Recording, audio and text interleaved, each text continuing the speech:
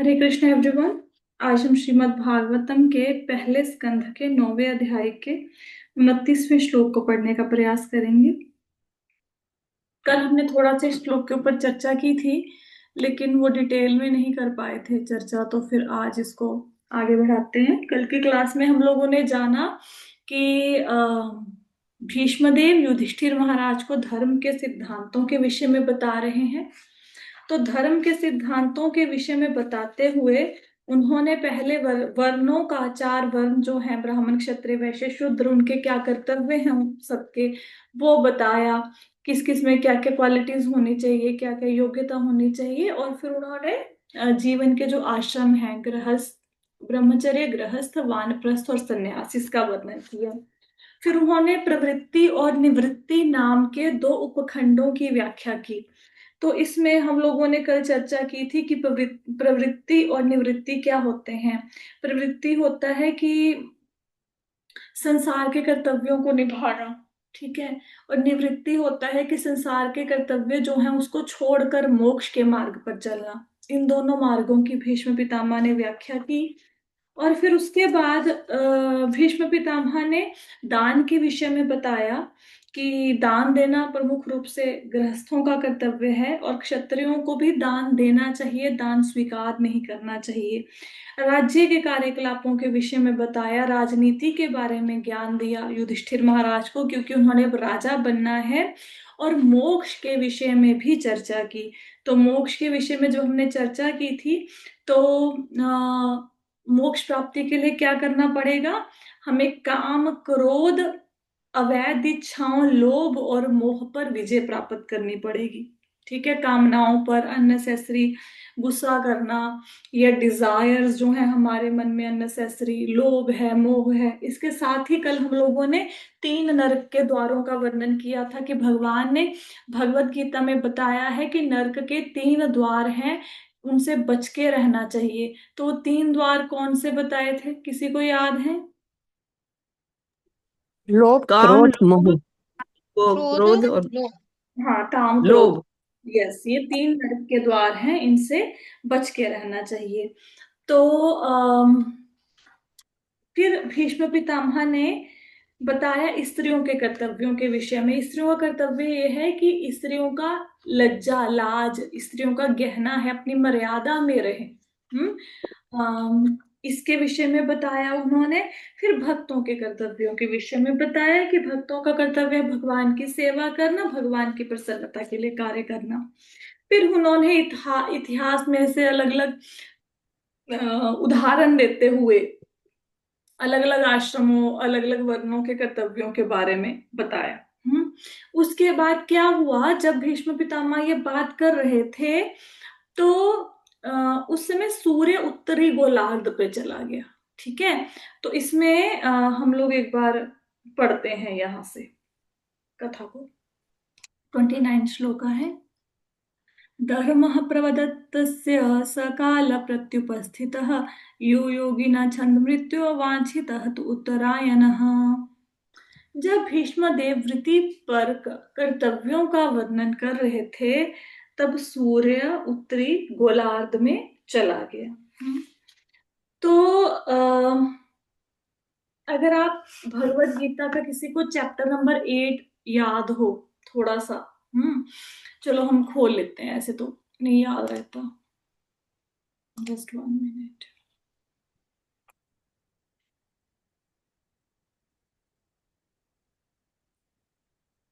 Chapter just 1 minute, खोलते हैं हम हाँ लोग। जी माता जी, याद है। उसमें जो योगी होता है अपने हम्म बॉडी में से जो होता है ना, वो ऊपर से निकालता है सिर के द्वार से।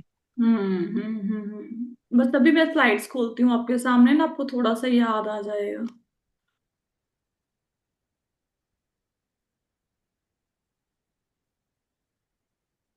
पुरानी स्लाइड्स।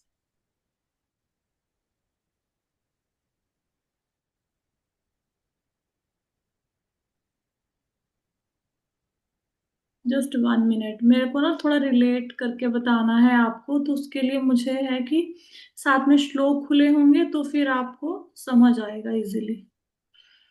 Just 1 minute.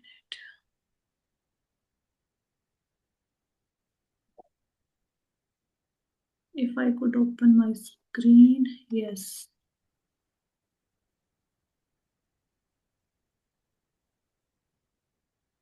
तो आई होप सो कि आपको स्क्रीन नजर आ रही होगी। नजर आ रही है, भगवत गीता के श्लोका नजर आ रहे हैं?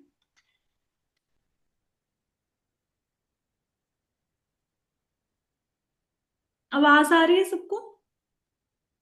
माता जी आ रही है, पर ये श्लोक तो भागवतम का है। एक मिनट रुको, फिर मैं ना दोबारा से स्क्रीन शेयरिंग करती हूँ, जस्ट 1 मिनट। अब नजर आ रहा है भगवत गीता का श्लोक? जी माता जी, अब आ रहा है। अब आ रहा है, ठीक है। तो ये देखो, भगवान ने भगवत गीता में क्या बताया, थोड़ा सा इसलिए भी चर्चा करें ताकि लिंक बना रहे भगवत गीता के साथ भी। भगवान कहते हैं अर्जुन से 8.23 में कि हे भरत श्रेष्ठ, अब मैं उन विभिन्न कालों को बताऊंगा जिनमें इस संसार को प्रयाण करने के बाद योगी पुनः आता है अथवा नहीं आता। तो भगवान ने 8वें अध्याय में बताया था कि कौन सी घड़ी में, कौन से शुभ क्षण में शरीर का त्याग किया जाए जिससे व्यक्ति दोबारा इस धरती पर ना आए। अगर कोई व्यक्ति मृत्यु के समय अपना शरीर त्यागता है और शुभ मुहूर्त में त्यागता है तो उसको जन्म मृत्यु के चक्कर में लौटना नहीं पड़ता। तो अगर तो जो योगी होता है, योगी के पास ये पावर होती है कि वो अपनी मर्जी से अपने मरने का समय और स्थान निश्चित कर सकता है कि मुझे कहाँ, किस घड़ी में, किस क्षण में अपने शरीर का त्याग करना है। वो सिद्ध योगी के बारे में यहाँ पे बात हो रही है, ठीक है।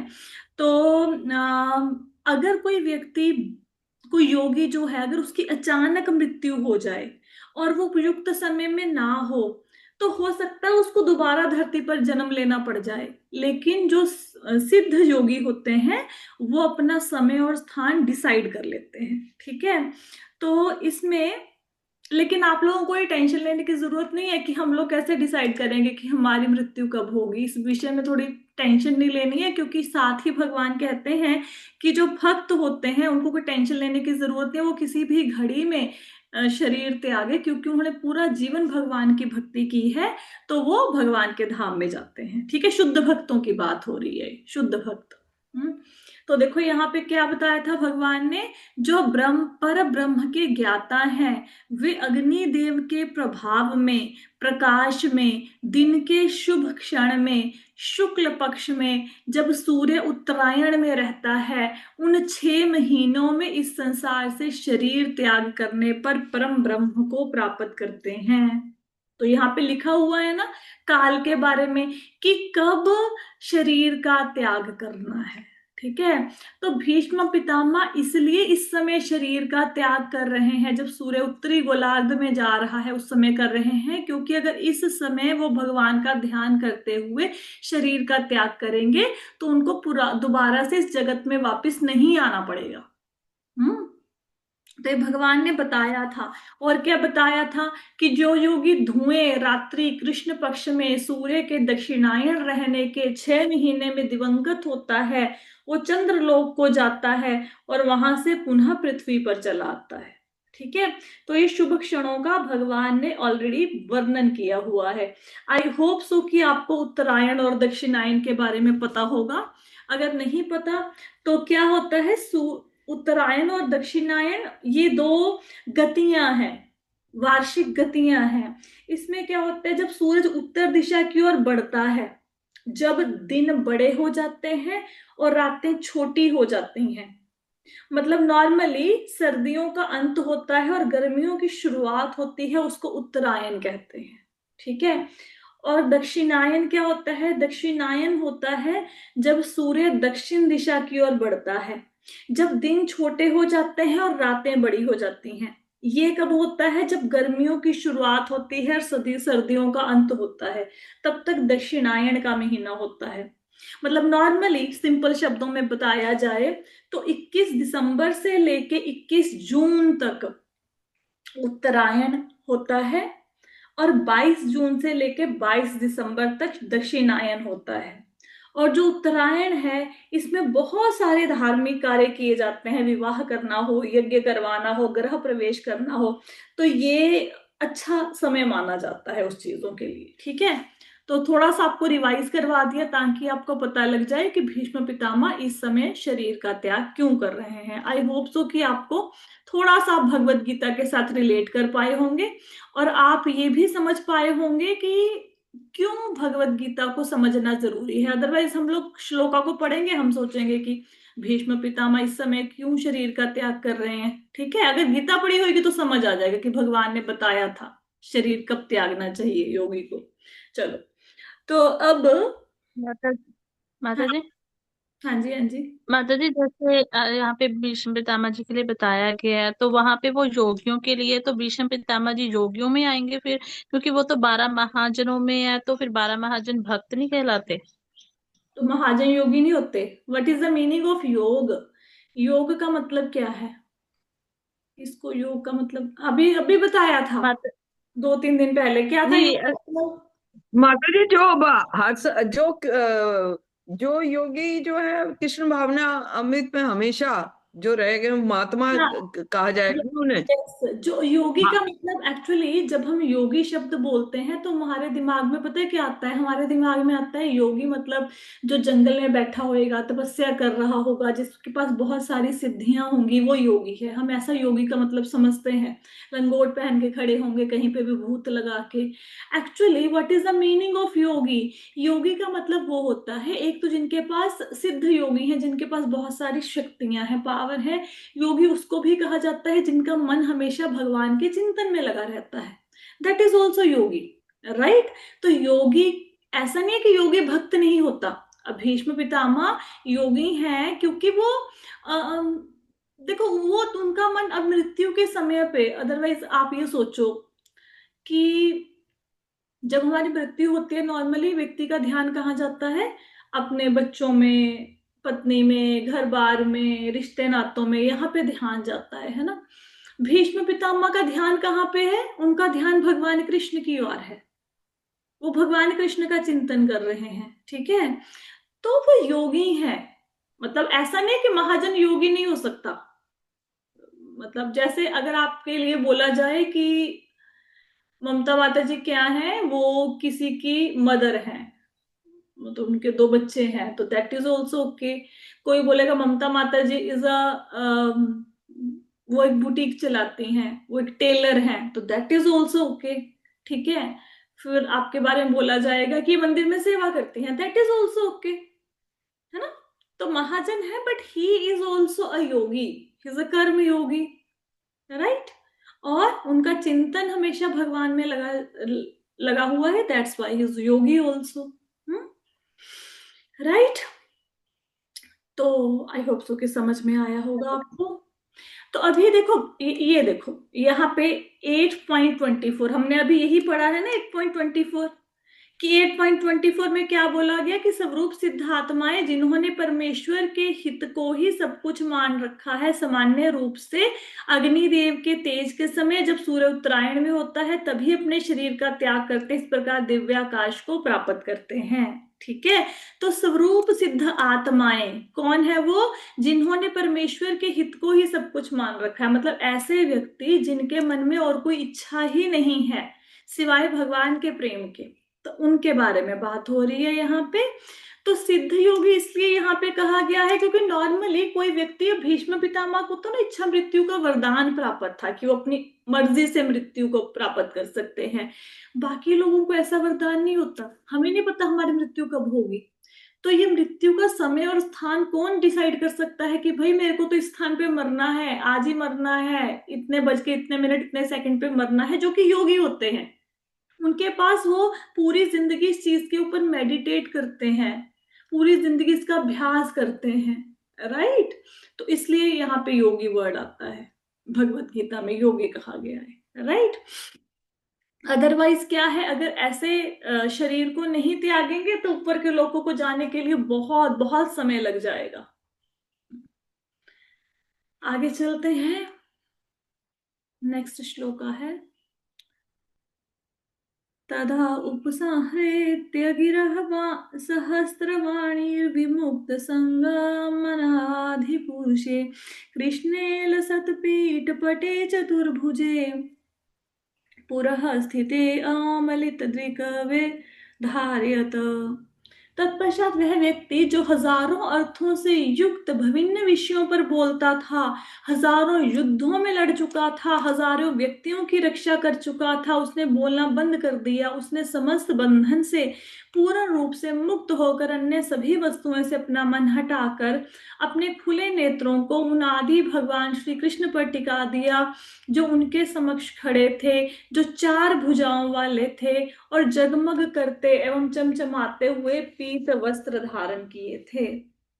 अब इसमें क्या बताया गया है कि भीष्म पितामह महाजन है, अलग अलग विषयों पर बोल सकते हैं और हजारों तरीकों से समझा सकते हैं।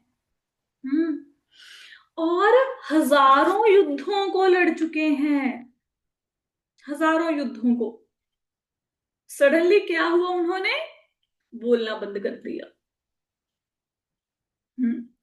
और अपना मन सब ओर से हटा लिया।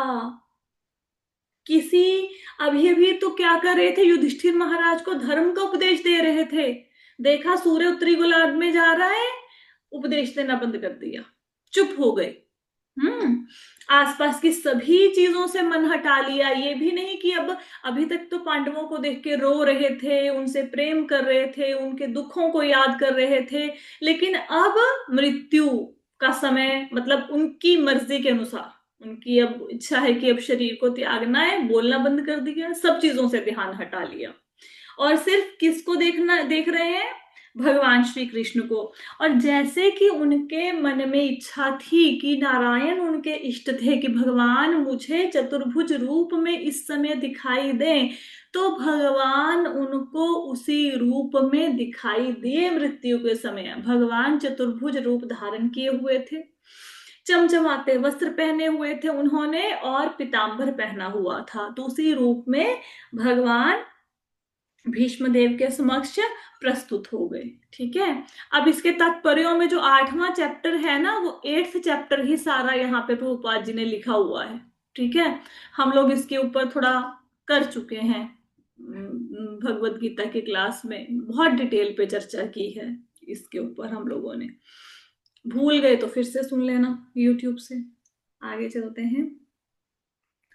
विशुद्धया धारणया हता शुभस्तदीयक्षेवा सुगता युधश्रमः निवृत्य सर्वेन्द्रियवृत्ति विभ्रमस् तुष्टाव जगनम विसृजनम जनार्दनम। अब कहते हैं शुद्ध ध्यान द्वारा भगवान श्री कृष्ण को देखते हुए वे तुरंत समस्त भौतिक अशुभ अवस्थाओं से और तीरों के घाव से होने वाली शारीरिक पीड़ा से मुक्त हो गए। इस प्रकार उनकी सारी इंद्रियों के कार्यकलाप रुक गए और उन्होंने शरीर को त्यागते हुए समस्त जीवों के नियंता की दिव्य भाव से स्तुति की।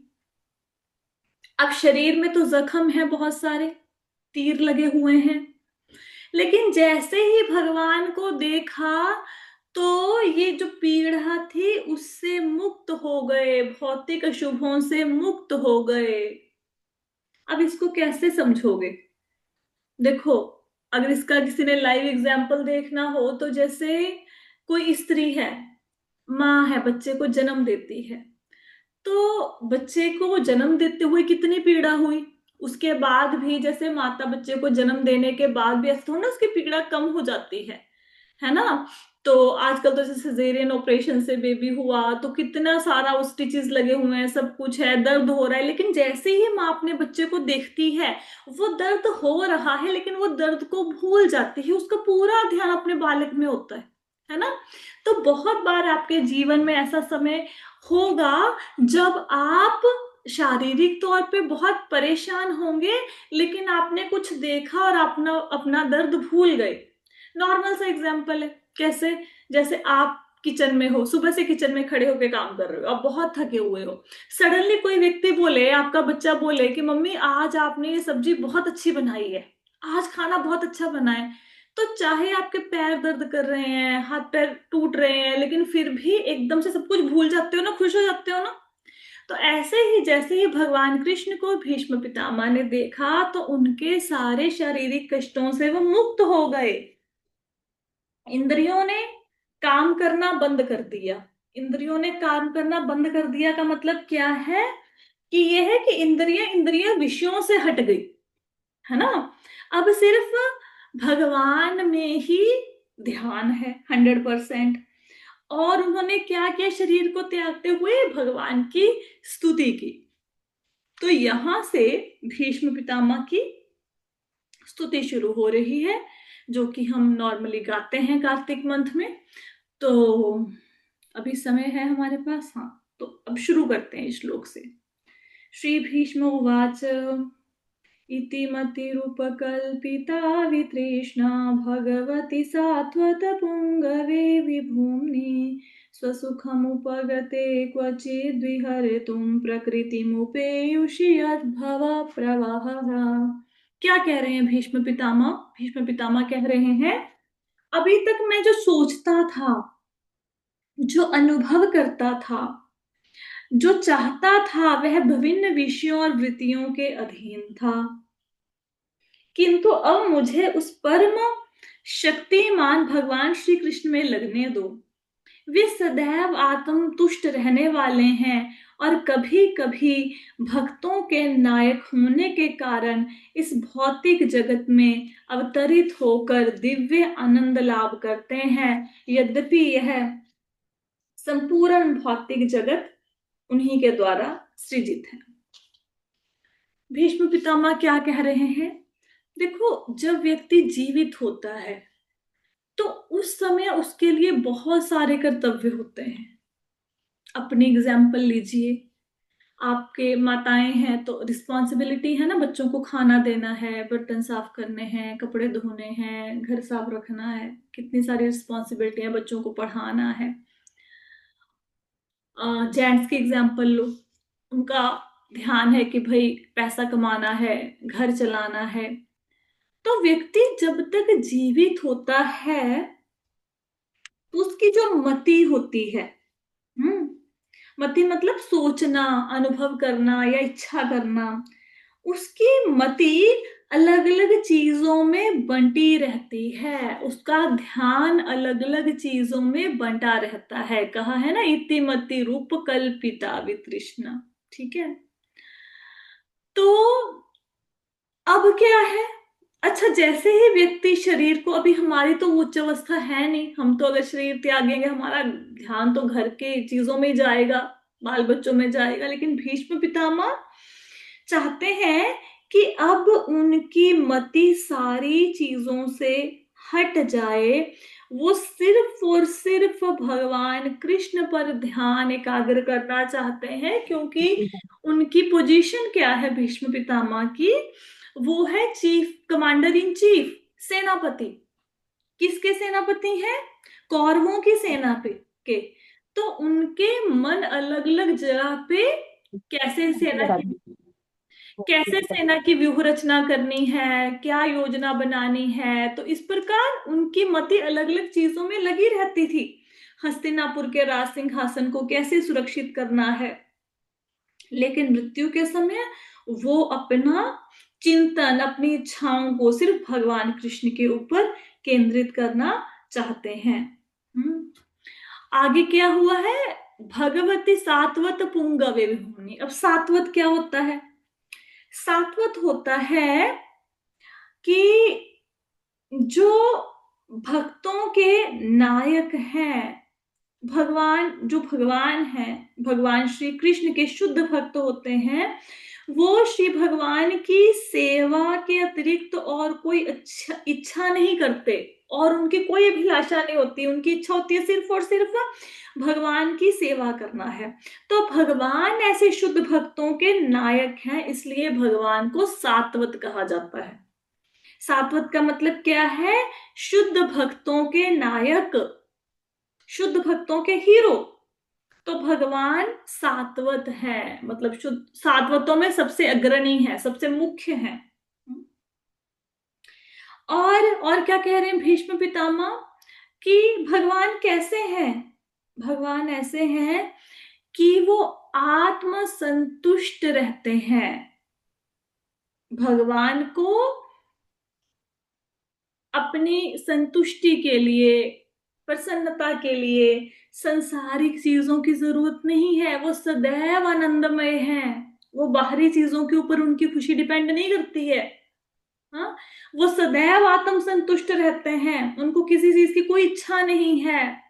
और किंतु कभी कभी भक्तों के नायक होने के कारण इस भौतिक जगत में अवतरित होकर दिव्य आनंद लाभ करते हैं। वो भक्तों के नायक हैं, लेकिन कभी कभी अतरंगा शक्ति के द्वारा इस भौतिक संसार में अवतरित होते हैं भगवान। और क्या करते हैं? दिव्य आनंद प्रदान करते हैं भक्तों को अपनी लीलाओं के द्वारा। अपने शुद्ध भक्तों को आनंद प्रदान करने के लिए भगवान अपनी इंटरनल पोटेंसी यूज करके, अतरंगा शक्ति यूज करके दिव्य धाम से इस धरा धाम पर प्रकट होते हैं और लीलाएं करते हैं, जिससे भक्तों को अतीव आनंद मिलता है। यद्यपि यह सारा भौतिक जगत उन्हीं के द्वारा सृजित है, तो ये धरती उन्हीं के द्वारा बनाई हुई है, लेकिन भगवान तो अपने दिव्य धाम में रहते हैं। लेकिन कभी कभी इसमें धरती पर वो प्रकट होते हैं, धराधाम पर। ठीक है, आगे क्या कहते हैं?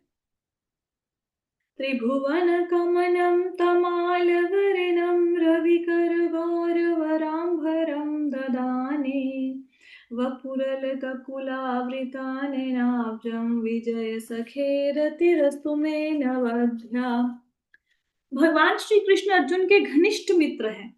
वे इस धरा पर अपने दिव्य शरीर में प्रकट हुए हैं, जो तमाल वृक्ष के सदृश नीले रंग का है। उनका शरीर तीनों लोकों, उच्च, मध्य और अधोलोक में हर एक को आकृष्ट करने वाला है। उनका चमचमाता पीतांबर चंदन की चित्रावली से सज्जित मुख कमल मेरे आकर्षण का विषय बन जाए और मैं सकाम फलों की इच्छा ना करूं।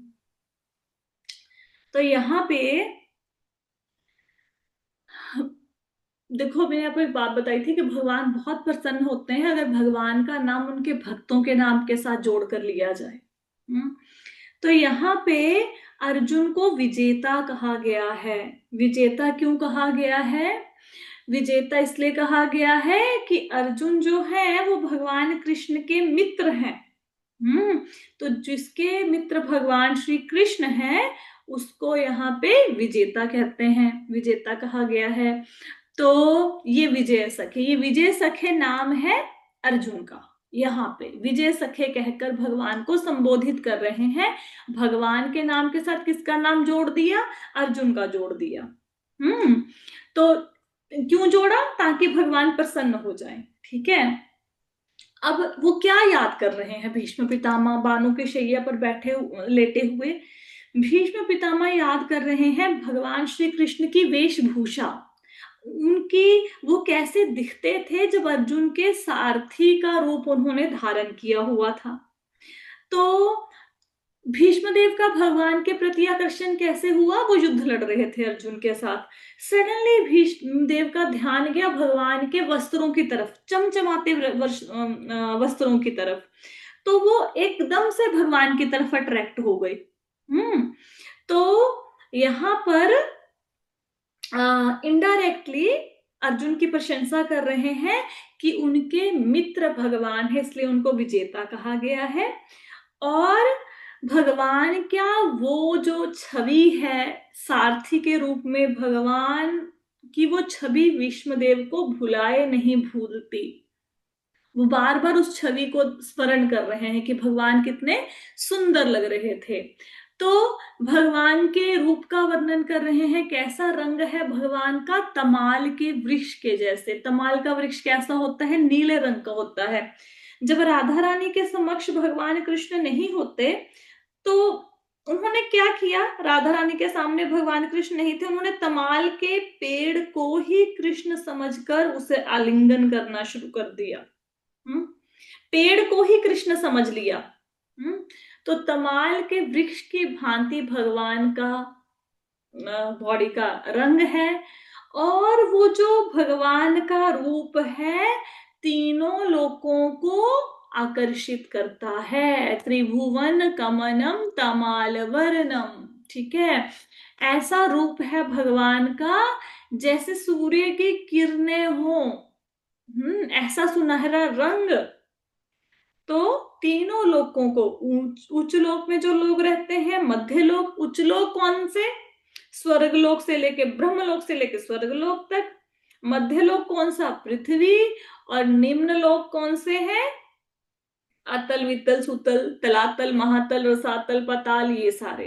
इन सब में सब लोगों को भगवान का जो रूप है वो आकर्षित करने वाला है। भगवान का नाम है कृष्ण। कृष्ण का अर्थ क्या है, जो सबको आकर्षित कर ले।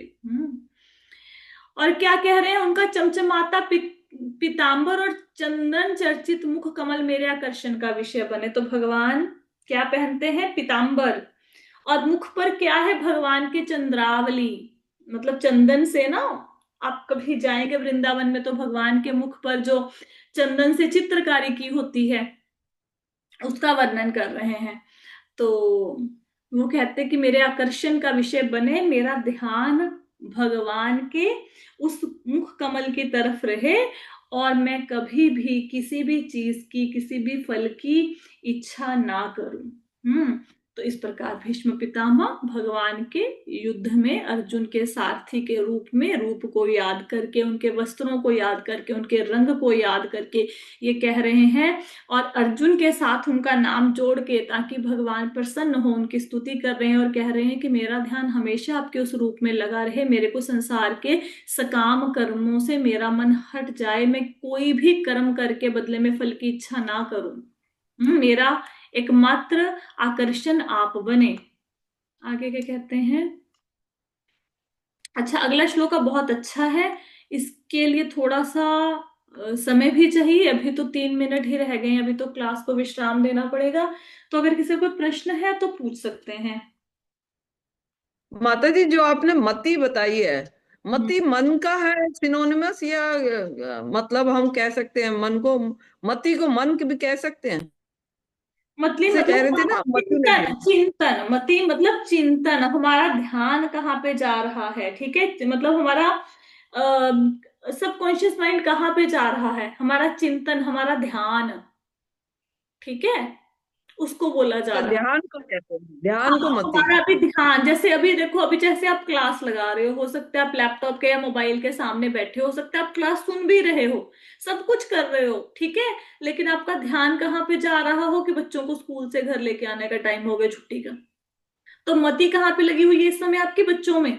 फिजिकली आप यहाँ पे प्रेजेंट हो, सुन भी रहे हो, क्लास भी लगा रहे हो, लेकिन मति लगी हुई है बच्चों में। वो वाली मति, वो जो ध्यान है वो हमारा भगवान में लगे। ठीक है माता जी। ठीक है, और कोई प्रश्न नहीं है? ठीक है, तो आज की क्लास को यहीं पे विश्राम देते हैं। श्रीमद् भागवतम की जय, श्रील प्रभुपाद की जय, हरे कृष्णा।